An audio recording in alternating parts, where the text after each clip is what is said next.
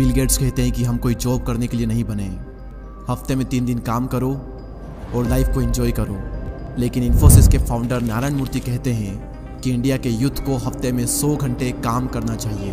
और इन दोनों बातों पर बहुत ही डिबेट चली और कई लोग बिल गेट्स के फेवर में थे सिर्फ इसलिए क्योंकि फॉरेनर ने बात कही है तो सही होगी और अगर किसी इंडियन ने कही है तो गलत होगी। अब सवाल यहाँ पर यह आता है कि मैं किसके साथ हूँ। मैं 100% नारायण मूर्ति जी के साथ हूँ। इसलिए नहीं क्योंकि वो इंडिया से और मैं इंडिया के साथ हूँ, बल्कि इसलिए क्योंकि मुझे भी यही लगता है कि इंडिया के यूथ को हफ्ते में कम से कम 100 घंटे काम करना चाहिए अगर वो देश के हित में काम करना चाहते हैं और अपने लिए और अपने देश के लिए कुछ बड़ा करना चाहते हैं। और अगर आपको भी यही लगता है कि बिल गेट्स एक फॉरेनर है तो उनकी बात सही होगी, so let me tell you, Elon Musk भी यही कहते हैं कि यूथ को 100 घंटे काम करना चाहिए हफ्ते में, हद पार मेहनत करनी चाहिए यूथ को। और आप सभी को पता है कि अभी ज़माना चल रहा है एआई का। मैं आपसे क्वेश्चन पूछता हूँ कि एआई की शुरुआत कहाँ से हुई। ओपन एआई जिसका प्रोडक्ट है चैट जीपीटी, आप सभी जानते होंगे। तो जिसने ओपन एआई बनाया, सैम एल्टमैन, वो क्या कहते हैं इस बात पर, क्योंकि वो एक यूथ है और वो एक बिलियनियर भी है, जो कि अपने आप में एक बहुत बड़ी बात है। तो उनकी एडवाइस आप सभी के लिए बहुत ही काम की हो सकती है। ध्यान से सुनिएगा वो क्या कहते हैं। ऑब्वियसली जो आप सोचोगे वो सारी चीज़ें नहीं होगी क्योंकि आप अपने 20s में हो, लेकिन मुझे लगता है कि आपको कठोर से कठोर और ज़्यादा से ज़्यादा मेहनत करनी चाहिए। इतनी मेहनत जितनी कोई सोच भी नहीं सकता और जितना लोगों को लगता है उससे कहीं ज़्यादा, क्योंकि इसका बेनिफिट आपको बाद में मिलेगा। लाइफ बहुत ही अनफेयर है, कई बार किस्मत आपको चकमा देगी, लेकिन अपने करियर के शुरुआती टाइम में ज़्यादा मेहनत करना आपको लॉन्ग टर्म में कंपाउंडिंग इफेक्ट दिखेगा और इस लेवल का आपको रिजल्ट मिलेगा जो कि आपने भी कभी सपने में नहीं सोचा होगा।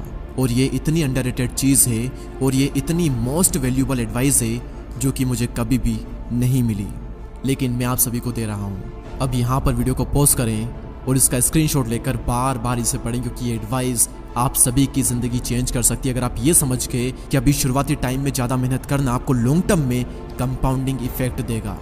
आप एक बात हमेशा याद रखना कि हद पार मेहनत करोगे तभी जाकर हद पार सफलता मिलेगी, हद पार संघर्ष करोगे तभी जाकर के हद पार कामयाबी मिलेगी। सपने औकात से बड़े देखते हो लेकिन अपनी औकात ही नहीं बनाते आप। पहले अपनी औकात बनाओ। इस लेवल का डेडिकेशन, इस लेवल की मेहनत अपने काम में डाल दो जो कि आज तक कोई भी नहीं डाल पाया। अरे उन लोगों से अपने आप को कंपेयर मत करो जो कि आपके आसपास है। अगर चिंदी से लोगों से कंपटीशन रखोगे तो जल्दी से खुश होकर सेटिस्फाई हो जाओगे और ज़्यादा कुछ बड़ा नहीं कर पाओगे। अपना कंपटीशन रखो उन लोगों से जो कि आपकी फील्ड में टॉप पर है, या फिर अपना कंपटीशन खुद को बनाओ कि कल का रिकॉर्ड आज तोड़ दूंगा और आज का रिकॉर्ड कल तोड़ दूंगा। हर दिन बेहतर बनूंगा, हर दिन अपने आप को हराऊंगा।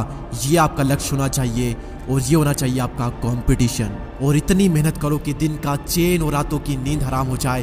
खून के आंसू रुला दो खुद को, माँ कसम इसके बाद में आप कभी पछतावा नहीं करोगे, क्योंकि आलस करके कोई भी इंसान आज तक खुश नहीं हुआ और मेहनत करके, संघर्ष करके किसी भी इंसान ने आज तक पछतावा नहीं किया।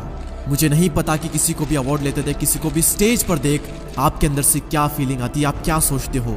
लेकिन मैं क्या सोचता हूँ अगर मैं किसी को स्टेज पर देखता हूँ तो अंदर से सिर्फ एक चीज कि यार उस इंसान ने कितनी मेहनत की है, कितने बुरे दिनों से गुजरा होगा, कितनी कंसिस्टेंसी मेंटेन की होगी, कितना कुछ सहा होगा, क्या क्या छोड़ा होगा इसके लिए। और अंदर से आती है एक इंस्पिरेशन कि यार एक दिन मेरा भी आएगा जब मैं भी वहां पर होऊंगा और वहां पर होने के लिए मैं इस लेवल का एफर्ट डालूंगा, इस लेवल की मेहनत करूंगा जो मैंने आज तक नहीं की।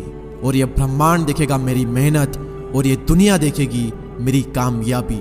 और जब जब आपको मोटिवेशन चाहिए मैं देता हूं आपको रियल लाइफ मोटिवेशन अपने ही घर में। जब जब सिचुएशन ऐसी आए कि काम आपका बहुत ही इंपॉर्टेंट है लेकिन आपका मन नहीं लग रहा है, तो एक बार अपने माँ बाप को देखना और याद करना कि कितने दिन गुजर गए, महीने गुजर गए, सालों गुजर गए। क्या कभी पापा ने ये कहा कि आज मैं काम नहीं करूंगा? और क्या कभी ऐसा हुआ जब मम्मी ने खाना बनाने से, जल्दी उठने से, बर्तन धोने से, कपड़े धोने से मना कर दिया हो और कह दिया हो कि आज मन नहीं है, मैं ये सारे काम नहीं करूंगी? जिंदगी में एक दिन भी ऐसा नहीं आता जब माँ ये कहते, चाहे मेंटली उन पर कितना ही प्रेशर क्यों ना हो, वो चाहे कितने ही स्ट्रेस में क्यों ना हो, एक दिन भी ऐसा नहीं आता जब वो इन सभी कामों से रेस्ट कर ले और कह दे कि आज मेरा मन नहीं है, आज मैं ये नहीं करूंगा। अपने आप से सवाल करो कि ऐसे कितने दिन आए आपकी जिंदगी में जब आपका मन नहीं लगा लेकिन फिर भी आपने काम किया। गिने चुने कुछ आपको दिन मिलेंगे, अदरवाइज आप अपने मन के मालिक हो। सॉरी, आपका मन आपका मालिक है, क्योंकि जो मन कहता है आप वो करते हो। मन किया तो कर लिया, मन नहीं किया तो नहीं करेंगे। भगवान श्री कृष्ण कहते हैं कि मन को सन्यासी बनाओ और इन मोह के बंधनों को छोड़ो। और इस बात पर ध्यान लगाओ कि इस समय तुम्हारा कर्तव्य क्या है, इस समय तुम्हारा धर्म क्या है। और अभी अगर तुम मेहनत से बच रहे हो, सही काम नहीं कर रहे हो, गलत काम कर रहे हो, तो याद रखना एक वक्त बाद तुम्हारे ही कर्म तुमसे मिलने आएंगे। और फिर उस दिन तुम परेशान मत होना, उस दिन तुम रोना मत, क्योंकि मेरे अनुसार इंसान को उसके कर्मों का फल अगले जन्म में नहीं बल्कि इसी जन्म में मिलता है। और मेरी बात क्यों मानो, आप खुद देखो अपनी जिंदगी में आपको अपने ही पुराने कर्मों का फल मिल रहा है। अगर आपने सही कर्म किए होंगे, मेहनत की होगी, तो उसका रिजल्ट आपको मिला होगा। और अगर आपने गलत कर्म किए हैं तो उसका भी रिजल्ट आपको मिल रहा होगा।